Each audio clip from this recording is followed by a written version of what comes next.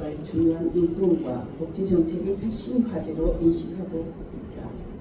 특히 신체적 장애를 가진 장애인들이 일상생활에서 자립할 수 있도록 공공교통 접근성 개선, 보조기기 지원, 이동 편의시설 확충 등에 많은 노력을 기울여 왔다. 이러한 정책적 노력 덕분에 휠체어 이용 장애인이나 시각, 청각 장애인을 위한 교통 서비스가 점차 확대되고 있으며 장애인의 사회 참여가 증가하는 긍정적인 변화를 이끌고 있다. 하지만 장애인 이동권 보장 정책이 신체적 장애인 중심으로 이루어지면서 발달 장애인을 포함한 비신체적 장애인들의 이동권 문제는 상대적으로 소외되고 있다.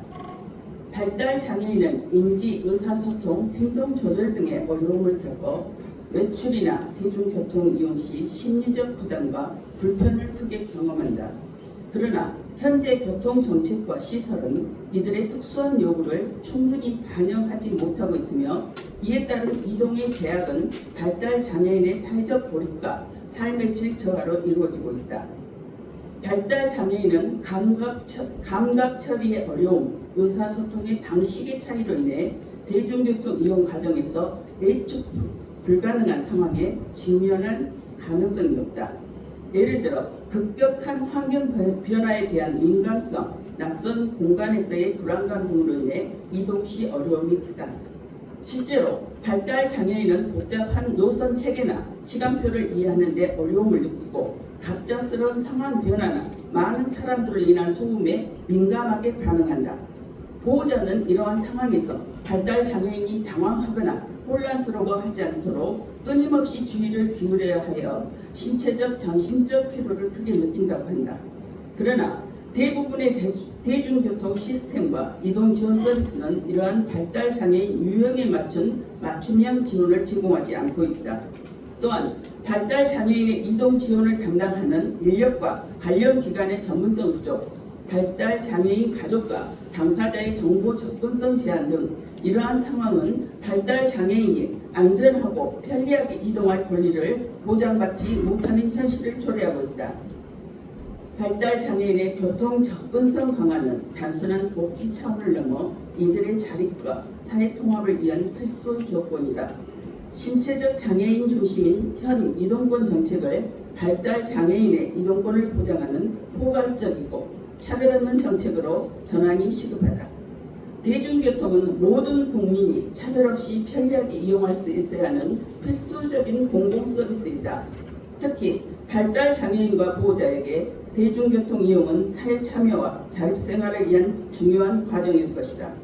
이에 우리 나주시의회는 발달 장애인의 이동권 보장을 위해 다음과 같이 촉구 권해한다. 하나, 발달 장애인을 포함한 모든 장애인들이 차별 없이 이동할 수 있도록 장애인 이동권 보장 정책을 신체적 장애 중심에서 포괄적 정책으로 전환할 것을 촉구한다. 하나, 발달 장애인이 대중교통 이용 시 탑승을 알리고 승객들의 이해와 따뜻한 배려를 구하는 안내 방송과 같은 맞춤형 안내 서비스와 안전장치를 마련할 것을 촉구한다. 하나, 대중교통 시설과 인프라의 인지적 편의성을 더해 발달 장애인의 안전한 이동을 보장하는 환경 조성을 촉구한다. 이상으로 건의안에 대한 제안 설명을 마치겠습니다. 감사합니다. 사랑하는 12만 나주시민 여러분, 존경하는 이재남 의장님과 선배 동료 의원 여러분, 윤병태 시장님을 비롯한 집행부 공직자 여러분, 시민의 야할 권리를 우선하는 언론인 여러분, 더불어민주당 최정기 의원입니다. 요양보호사 인력 부족 문제, 국가 책임 강화를 촉구하며 제안 설명드리겠습니다. 우리나라는 2023년을 기점으로 전체 인구 중 65세 이상 고령 인구 비율이 20%를 넘어서며 유엔이 정의한 초고령 사회에 진입하였습니다. 불과 7년 만에 고령 사회에서 초고령 사회로 전환이 이루어진 이 급격한 인구 구조 변화는 돌봄 서비스에 대한 소외 역시 폭발적으로 증가하고 있습니다. 그러나 2008년부터 시행한 노인 장기 요양보험 제도가 이제는 17년이 넘는 역사를 지니고 있음에도 불구하고 제도의 핵심 인력이라 할 수 있는 요양보호사에 대한 국가 차원의 제도 개선과 처우 개선은 여전히 미흡한 실정입니다. 2024년 현재 전국 장기 요양기관은 1만여 개소에 이르며 활동 중인 요양보호사는 약 48만 명에 달하고 있으나 요양보호사 1인당 평균 돌봄 대상 인원이 21명에 이를 정도로 심각한 인력 부족 상태에 놓여 있습니다. 이 같은 인력 부족은 돌봄 노동의 과중한 부담으로 이어지고 있으며 이는 높은 이직률과 돌봄 서비스의 질 저하로 직결되어 악순환을 반복하고 있습니다. 특히 치매, 중증질환, 고동불편 등의 이유로 24시간 돌봄이 필요한 어르신들이 많은 요양시설에서는 요양보호사들이 연장 근무와 야간 근무를 일상처럼 수행하고 있음에도 불구하고 이들의 임금은 여전히 낮고 노동 환경은 열악할 뿐 아니라 감정 노동에 시달리는 상황에서 법적, 사회적 보호는 거의 이루어지지 않고 있습니다. 그런 가운데 보건복지부는 올해부터 요양보호사 배치 기준을 종전 입소자 2.3명당 1명에서 2.1명당 1명으로 강화하였으나 기존의 기준 이상 인력 배치 시설에 대해 인건비를 지원하던 요양보호사 추가 배치 가산제를 폐지하였습니다. 이로 인해 많은 요양시설들이 운영상 큰 타격을 입고 있으며 추가 인력 고용이 사실상 불가능해진 상황에서 현장의 요양보호사들은 더욱 심각한 업무 과정과 고용 불안에 노출되고 있습니다.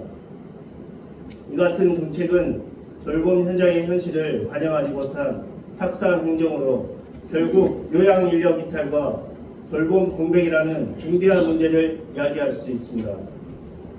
이는 단지 노년층의 삶의 질 문제가 아니라 우리 사회 전체의 지속 가능성과 직결된 문제입니다. 이제는 지방정부의 자구적 노력만으로는 한계에 도달한 상황이며 중앙정부가 책임을 다해야 할 시점입니다.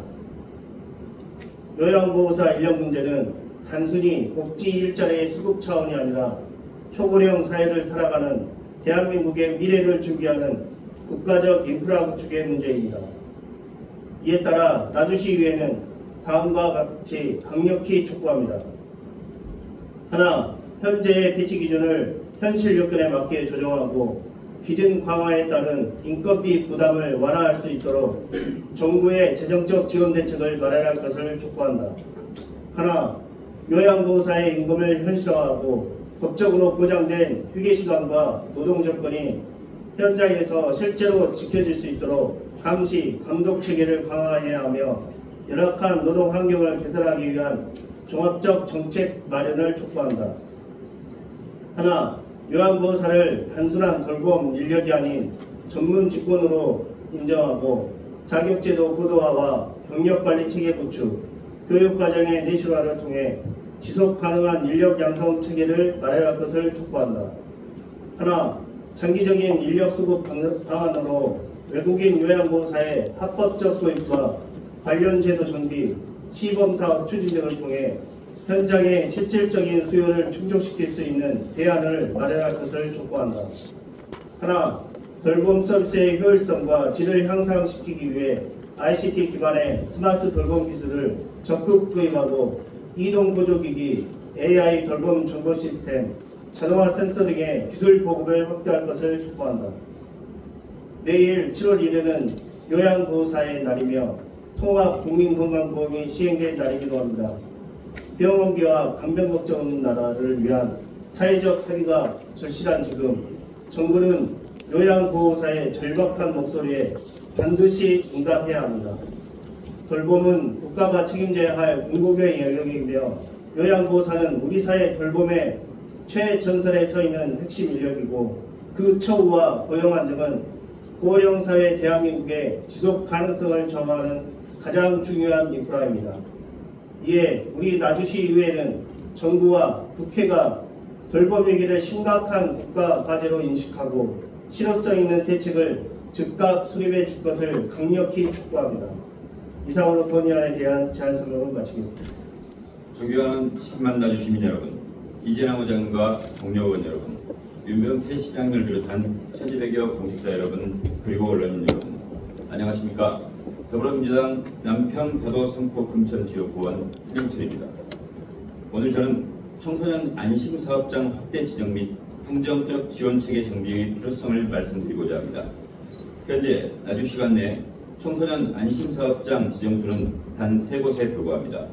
이는 타 지자체 및 전국적인 청소년 노동환경 개선 흐름에 비추어 보더라도 매우 미흡한 수준으로 청소년의 기본 인권 보호와 근로권 실현을 위한 제도적 정비가 시급한 상황입니다. 청소년 아르바이트는 단순한 경제 활동을 넘어 사회적 책임과 자립심을 키우는 중요한 성장 단계입니다.